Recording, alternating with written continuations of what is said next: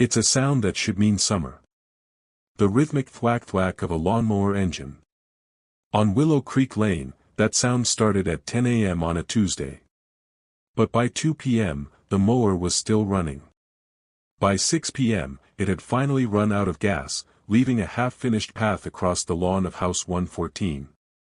The mower stayed exactly where it died for 3 weeks. The neighbors joked about it at first. "Leo's finally losing it," they said. Then the joke stopped. The mail built up until the black plastic box wouldn't close. The porch light stayed on, pale and sickly in the midday sun. We like to think we know our neighbors. We share fences, we sign for their packages. But on Willow Creek, they were about to learn that you can live 20 feet from a man for a decade and never truly know what's happening behind his curtains. This is Oak Ridge. It's the kind of place where nothing ever happens. Low crime stats, high property values, and the kind of quiet that feels heavy. Leo Vance was the anchor of this street. A retired history teacher, 64 years old, a man of precise habits. He walked his dog at 7 a.m. He brought his trash bins in exactly 4 hours after the truck passed. He was the neighborhood watch without the badge. If a strange car parked on the curb, Leo was the first to notice. But in October of last year, the watcher became the watched. October 12, 4:12 p.m. This is the last time Leo Vance was seen alive. A neighbor's security camera catches him pulling a bag of groceries from his trunk. He looks healthy. He looks normal. He walks into his front door, and the deadbolt clicks shut. The next morning, the 7 a.m. walk didn't happen. By the third day, his neighbor, Sarah, knocked on the door. No answer. She peered through the side window. Leo's keys were sitting on the kitchen island. His cell phone was plugged into the wall, charging. His groceries, the milk, the meat, were still in the bags on the counter, rotting in the afternoon heat. Leo Vance was gone. But his entire life was still inside.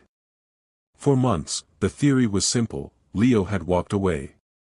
A midlife crisis, a sudden onset of illness, or perhaps he just wanted to disappear. The police file grew cold. A "for sale" sign eventually went up in the yard.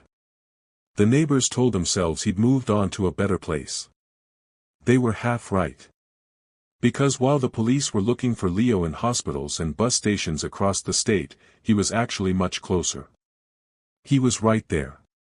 Watching the new families move in. Listening to the children play in the street. The neighbor who never left wasn't missing. He was waiting. And the truth of where he'd been hiding, and who put him there, is a story that would turn Willow Creek Lane into the most infamous crime scene in the country. To understand the mystery of House 114, you first have to understand the man who lived there.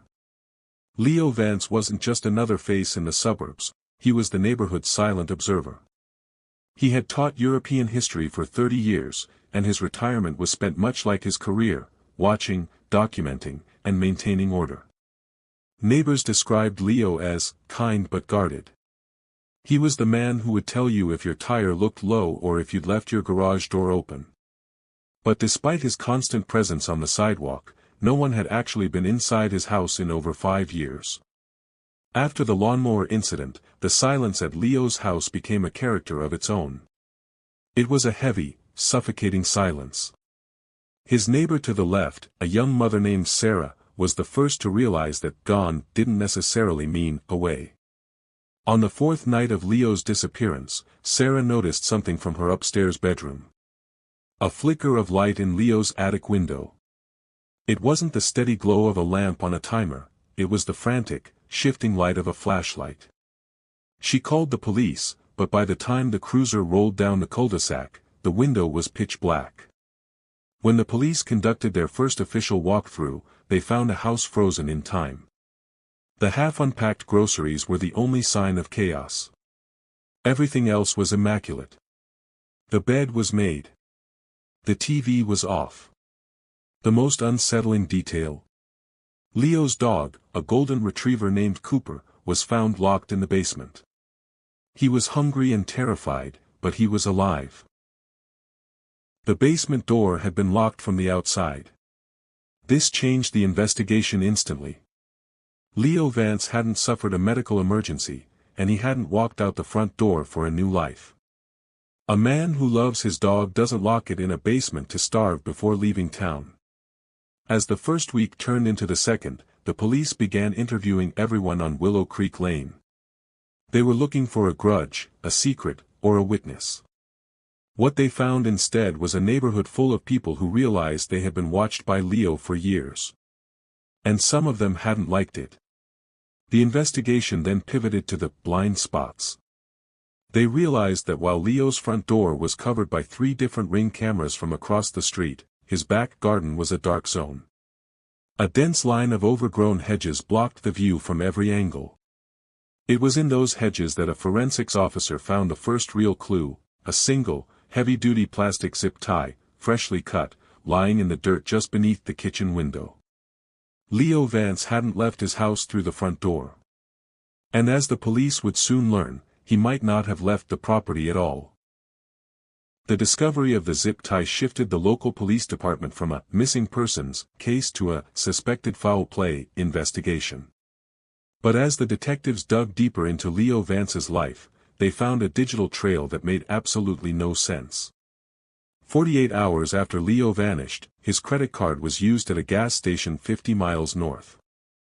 Then, his Netflix account was accessed from an IP address in a different county. To the outside world, it looked like Leo was on a road trip. But the detectives on the ground knew better. They had his car, his keys, and his phone.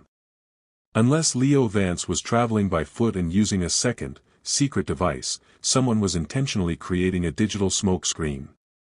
They began by tracking the gas station footage. A silver sedan had pulled up to pump number 4. A figure in a heavy hoodie and sunglasses paid at the pump, never looking up at the cameras.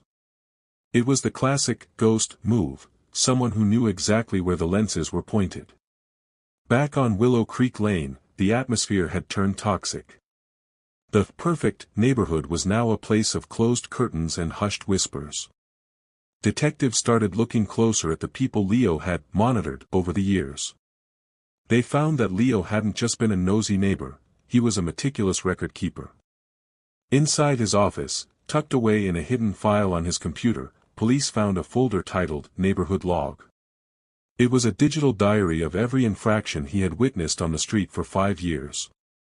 He had logged the exact time Sarah's husband came home late. He had photographed a teenager from house 108 smoking behind the garage. He had even noted a heated argument between 2 neighbors over a fence line. Leo Vance wasn't just a retired teacher, he was the self-appointed judge and jury of Willow Creek Lane. This log gave the police something they didn't have before, a list of suspects. There were at least a dozen people on that street who had a reason to want Leo silenced. The investigation took a sharp turn when a digital forensic analyst noticed a discrepancy in Leo's home security system. The system had been manually deactivated at 11:14 p.m. on the night he disappeared. The person who turned it off didn't hack the system, they used the master code. Only 2 people knew that code, Leo Vance, and his emergency contact. That contact was a man named Marcus Thorne, a local handyman who lived just 3 streets over and had performed repairs on almost every house in the cul-de-sac. Marcus was the man everyone trusted to fix a leak or paint a fence.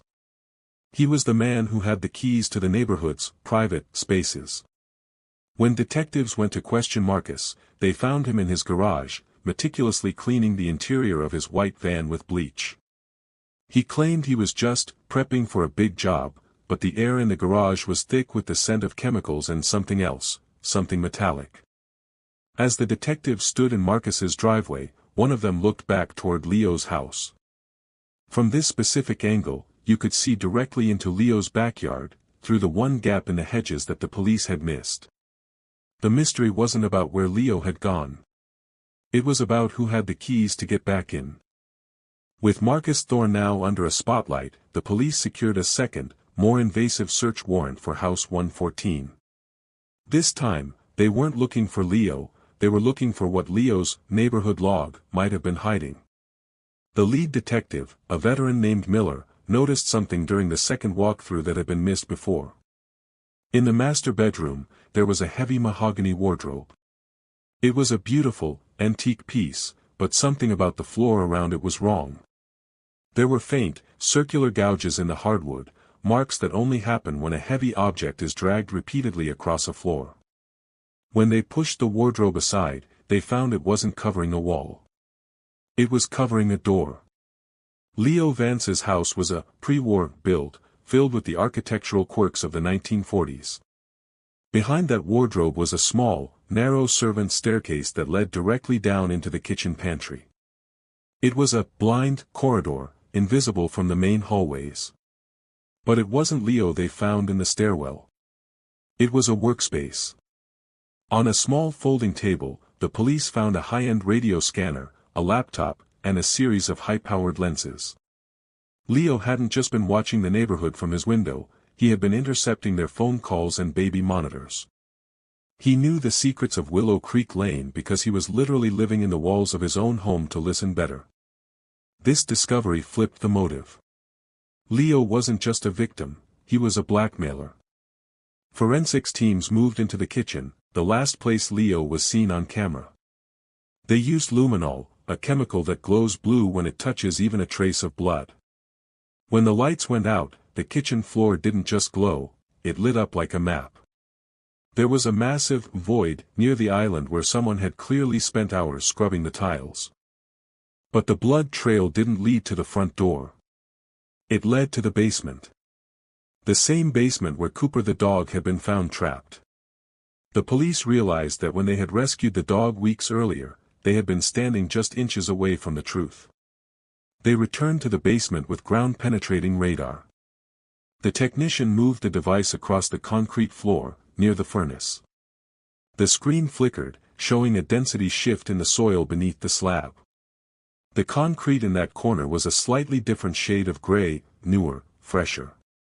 As the jackhammers began to break through the floor, the perfect suburb outside was silent. The neighbors gathered on the sidewalk, watching the black bags being carried into the house. Under 4 inches of concrete and a layer of quick-dry lime, they found him. Leo Vance hadn't left the house. He had been buried in the very foundation of his life. And resting on top of his remains was a small, silver object, a master key, stamped with the logo of Thorne's Handyman Services. The neighbor who never left was finally found. But the story of how a handyman turned into a killer was only just beginning. The arrest of Marcus Thorne sent shockwaves through the county. He wasn't a drifter or a career criminal, he was a father of 2 and a staple of the community. But as the trial began, the prosecution laid out a timeline that turned the friendly handyman into a calculating predator.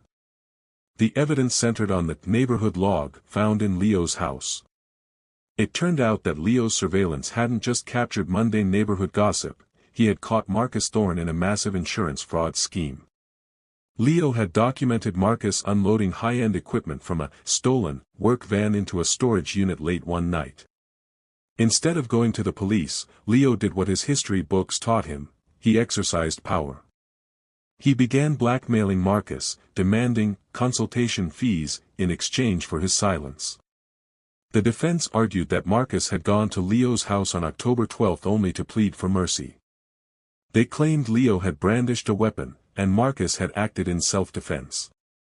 But the forensic evidence told a different story.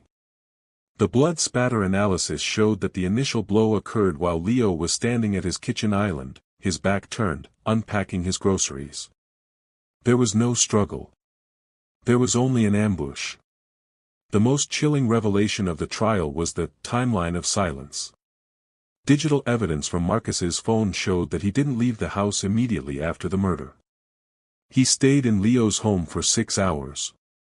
During that time, he fed the dog, cleaned the kitchen, and used Leo's computer to set up the automated lights and Netflix activity. He was performing Leo's life to buy himself time to mix the concrete in the basement. The jury was shown the silver master key found in the grave. It was the smoking gun. Marcus had used his professional access to enter the home through the back mudroom, knowing exactly where the security cameras had a blind spot, because he was the one who had installed them for Leo 3 years prior. In a final, haunting testimony, Sarah, the neighbor from House 112, recalled seeing Marcus helping the police during the initial search. He had stood on the very sidewalk where the cameras were rolling, expressing deep concern for his friend Leo. The trial ended in a matter of days. Marcus Thorne was found guilty of first-degree murder and sentenced to life without the possibility of parole. But for the residents of Willow Creek Lane, the verdict didn't bring the peace they expected. The why was answered, but the how left a permanent scar on the neighborhood. The man they trusted to fix their homes had used that very trust to destroy one. Today, Willow Creek Lane looks exactly the same as it did on that Tuesday in October. The lawns are manicured, the sprinklers still click in the afternoon sun, and the cul-de-sac is quiet. But it's a different kind of quiet now. It's the silence of a neighborhood that learned a hard lesson about the walls we build between ourselves and our neighbors. House 114 sat empty for a long time. It was eventually sold at an auction, the floors refinished and the basement slab completely replaced. The new owners likely have no idea about the servant staircase or the man who used to listen to the heartbeat of the street from inside the walls. The story of Leo Vance and Marcus Thorne serves as a chilling reminder of the suburban paradox. We live closer to one another than ever before, separated only by a few yards of sod and a wooden fence, yet we are often total strangers. We see the cars come and go, we see the groceries being carried in, but we rarely see the truth. Leo Vance spent his life watching people, but in the end, no one was truly watching him. Not until the lawnmower stopped. Not until the silence became too loud to ignore. As you walk through your own neighborhood tonight, take a look at the houses around you. Notice the glow of the television screens through the curtains and the porch lights turning on as the sun sets. It's a comforting sight. But as we've learned from the tragedy on Willow Creek, sometimes the person you think you know, the one who waves from the driveway or fixes your leaky faucet, is the one with the darkest secrets. Because sometimes, the people who go missing never actually leave. They are right there, hidden in the foundation of the lives we've built, waiting for the truth to finally break through the concrete. Thank you for watching this deep dive into the case of the neighbor who never left. If you found this story as haunting as we did, make sure to hit the like button and subscribe for more investigative deep dives. What do you think was the most chilling detail of this case? Let us know in the comments below. Until next time, keep your eyes open, and maybe check in on your neighbors.